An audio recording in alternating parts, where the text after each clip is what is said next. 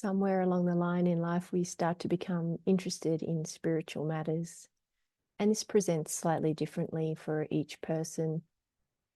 Many people report being born in this way and just feeling like they didn't quite fit in, or that there was something else to life, or were looking for the meaning of life. And for others like me, it started in my 20s where I just felt like something was a bit off, like there was something more. I just didn't know what that was. And so you might start looking for, what is my purpose in life, or what is the meaning of life? And you may be quite interested in developing yourself in a self-development way, such as self-help books, and perhaps even getting a focus on healing the physical body, getting it in a more healthy state, healing the energy body, getting things like Reiki. You may not even know why you're doing it, but you just start to prepare yourself for the awakening that's about to occur. So we could call this a pre-awakening phase, where it's a warm-up phase to help you to get ready for the awakening. And this can go for many years, this phase, and we can learn quite a lot here. We can even start therapy. We can start to learn about breaking beliefs. There's all kinds of things that can happen in this phase.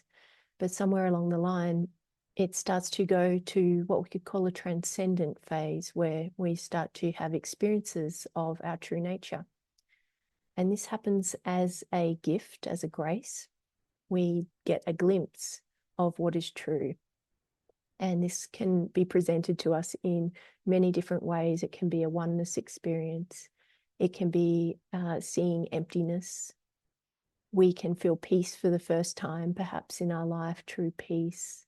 This can be a timelessness experience. There's many different ways this can be presented, and we can get lots of different experiences and start having some realizations and really start questioning who we are, because we all of a sudden realize, maybe I'm not this person that everyone told me that I was. So who am I then? What is actually happening here? What is reality? And asking deeper questions. And this keeps progressing, this stage of transcendence, where we perhaps start awakening practices. We may start a meditation practice or self-inquiry, or start to want to learn about awakening, perhaps through a tradition like Buddhism. And we get more and more interested in what these glimpses are, what that's about, and perhaps even start trying to chase them.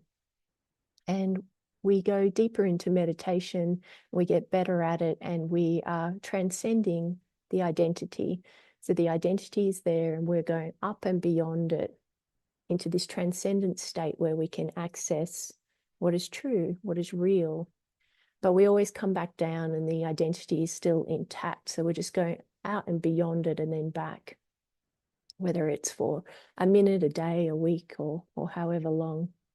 And we can start to really chase those experiences and get very good in meditation at going beyond the personal story and staying there for a period of time. But it always comes back, and the identity is still there. So this is an important phase of awakening to help us to understand what's to come, so that we can understand through our direct experience what reality is, not what a conceptual idea is through what we've heard in a teaching.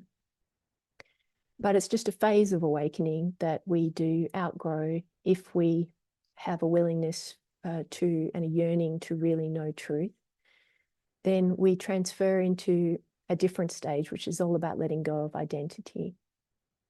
So prior to this, in the transcendent phase, we can really get stuck here because it can feel quite good, because we're not really accessing a lot of the content that is there. We're transcending it. And we found this way to do it. And some people go very deeply into the transcendent phase, and they stay there and often teach from that transcendent state.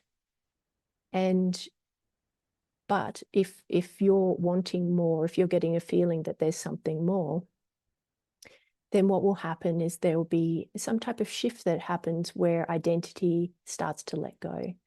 And so this fixed identity, and it could be through a traumatic event where you can't hold that story together anymore, a crack appears in it. Or perhaps you have a mind awakening where the mind stops operating, stops being able to attach to thoughts in the way that it did before. And this can last a number of days.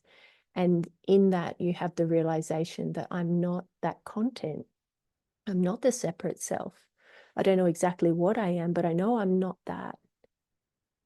And so we start to have our first ability to access that sense of I am, that I am awareness in the body. So rather than transcending and getting glimpses of reality, we start to embody it through this transition that happens, which could be called a first identity shift, but it's where we see I'm not that content. That's not who I am. And I want to find out who I am. And so we start to have access in the body to presence for the first time. And so this transition can be quite challenging for some people if you have a lot of trauma in the body, because this can be the first time that you actually start to be able to feel just how much content is in the body. And it can feel like it's not a safe place to be, or not a place that is enjoyable to be. But it's just a phase, and you do adapt to it. And it really gives you the motivation to clear out the trauma and the content as quickly as possible. So it does have an intelligence to it. But when we start this phase, although it can start off feeling a little bit challenging for a lot of people, we do start to ease into it, and the transcendent experiences, they stop. And so you may initially still be able to transcend to some degree, but then you'll start to just access, and you'll notice this mostly in meditation, where before you may have been able to reach very deep meditative states in the transcendence phase. Now you're feeling like there is a lot of content there. There's a lot of thinking there, and it's quite difficult to access a deep meditative state. And that you have to dig through all these layers to go inward and find that empty center that is there. It can take a bit of work initially to find that. But again, that's just a phase, and that will grow as you let go of identity and the content, and you place lots of attention on your empty self, on emptiness that's within you. It starts to grow and starts to become easier to meditate over time. So it's just a phase where it can be a little bit challenging initially. And then this phase is really about healing in a way. It's about healing unresolved parts of the psyche, about traumas that have been stuck in the body and the nervous system, repressed emotions that are stuck there, things that didn't get to be processed at the time for whatever reason, now all want to come up. And it can feel like a tsunami of emotions and content and dreams of things that happened in the past, memories coming back to you, all kinds of things. It can be quite intense initially, but you start to get the hang of it, and it starts to sort of plateau out a bit. And then you just start working through all the layers that come up one at a time.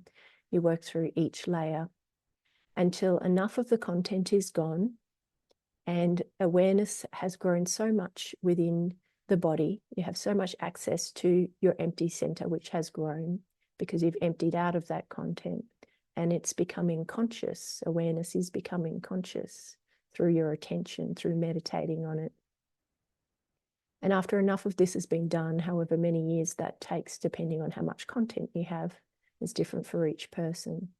But then a shift happens where we could call this the permanent mind awakening. We could call it the end of seeking.